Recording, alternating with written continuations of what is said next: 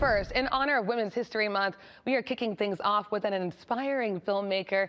Tailiah Breon is the director of the highly anticipated biopic called Not My Family, the Monique Smith Story. And Tailiah is here with me in studio this morning. Thank you and welcome to ATL Live. Hello, thank you for having me. I am excited to talk about this film. Can you just first out tell us what it's about? Absolutely. This is a story completely about resilience, and the headline is based on the longest living Jane Doe, a woman who pressed to find her identity. She grew up with a family and realized that that was not her root. So she basically went on a journey to find out who her actual blood family was, and she was able to finally accomplish that recently in 2019. 2019, yes. Like let that year sink in for everybody. Can you tell us a little bit more about why it was important for you to tell Monique's story? Yes, Monique Smith is a powerful woman, and I think what's most important about her story is just realizing that no matter where you started, you can have hope to overcome it. And literally her life is exemplifying that through everything she's done. You know, you might not come from a background that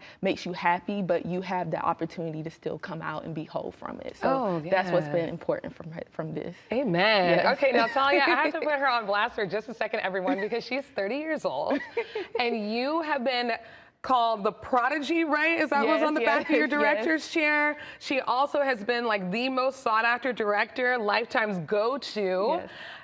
I'm giving this to, let this be a moment to just kind of put some shine on yourself and talk about your accomplishments. This is amazing. It is, and I'm so grateful. Thank you for that. Lifetime has really been good to me. I've been blessed to do other projects as well. But, 8 years since moving to Atlanta, I can say that this is number 7 in movies that I've been able to do.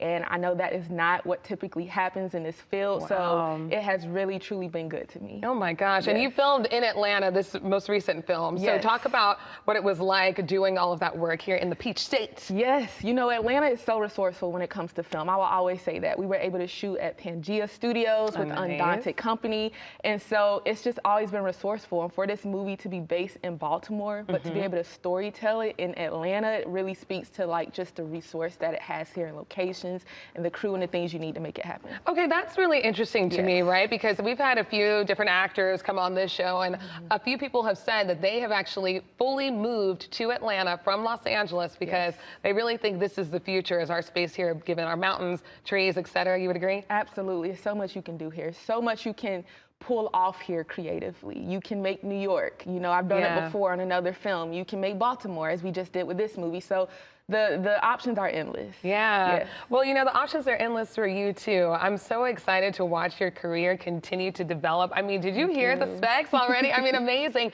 And I know that a part of, this segment is for Women's History Month. You are also, at the young age of 30, still pouring back into women that are coming up behind you and wanting to be in the film industry. What's your message to them? Wow. My message would be, look at my life, look at my journey. I took a very unconventional route to get here. I did not go to college for this, but I believed in something. I moved here. I put my feet on the pavement and I applied myself. And so I just want to tell anyone out there, similar to Monique's story, that if you don't feel like you have the resources to follow a dream, just keep hope. It's very possible, and I'm living proof of that. If you apply yourself, if you have intention, and if you work at it, there is nothing that you can't do, and I think that would be my message to women who want to do something similar to what I'm doing. Absolutely. Okay, and now I need before you go, your bucket list item. One person you want to direct, and one story that you want to tell before you go. I know I just put you on the spot. That wasn't in the preset questions. That's a really good question. Okay, so one person that comes to mind for me right now, I'll say Will Catlett. He's an amazing actor. I feel like he's so grounded in his performance. It just feels very real. And I just feel like there's so much he can offer. So that would be the first that comes to mind right now. Okay. For sure. And the kind of story that I'm looking to tell, man, I tell them all. Okay. I love a good drama. I love these biopics that's been coming out lately to really honor the lives of people.